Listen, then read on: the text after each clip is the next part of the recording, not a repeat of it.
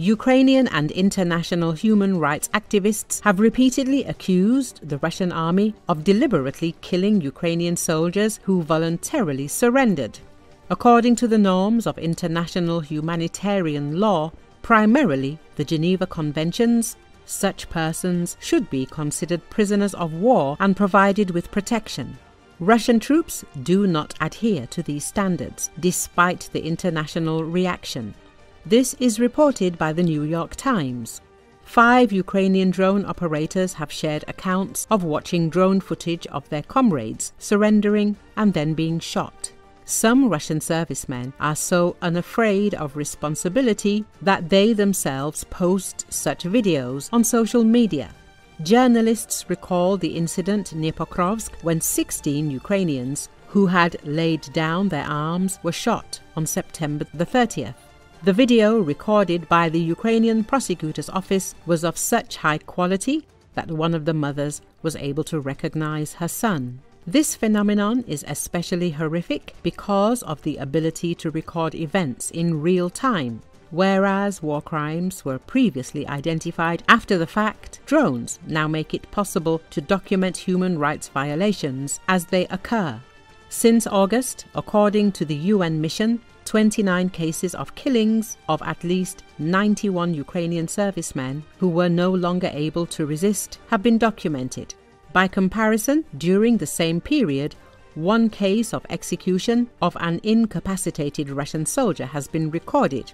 Some military analysts said the Russians may have been trying to scare potential Ukrainian recruits out of joining the army and make Russian soldiers think twice about surrendering because the Ukrainians might want revenge, the article said. Drone operators who witnessed these events admit that the worst thing is the feeling of helplessness. We could do nothing to help our people. We did not speak polite words. We were full of rage and a strong desire for revenge, another operator emphasized. Let us recall that according to the SBU investigation on June the 17th, 2024, Russian commanders gave their subordinates the order to shoot a Ukrainian prisoner of war and then cut off his head and put it on the hood of a destroyed Ukrainian armored vehicle. This happened during fighting near the village of Staromayorsk in the Volnovakha district. The SBU identified the persons who gave the criminal order.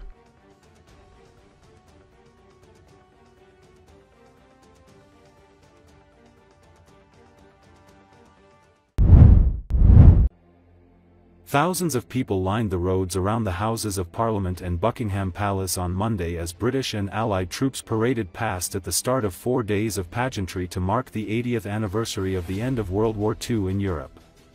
A military parade featuring members of the UK's armed forces, along with Ukrainian troops invited to march in solidarity, proceeded from Parliament to Buckingham Palace. Watching from the palace were King Charles, Queen Camilla, the Prince and Princess of Wales, and their 3 children, Prince George, Princess Charlotte, and Prince Louis. After Big Ben tolled at the stroke of noon, actor Timothy Spall recited the victory speech that Winston Churchill delivered to a roaring crowd in central London on May 8, 1945. Britain started its commemorations of VE Day 3 days early, because Monday is a public holiday in the UK. The cenotaph, the nation's war memorial, was covered with Union Jack flags. It was the first time that the memorial had been draped in the flag since it was unveiled by King George V in 1920, 2 years after the end of World War I.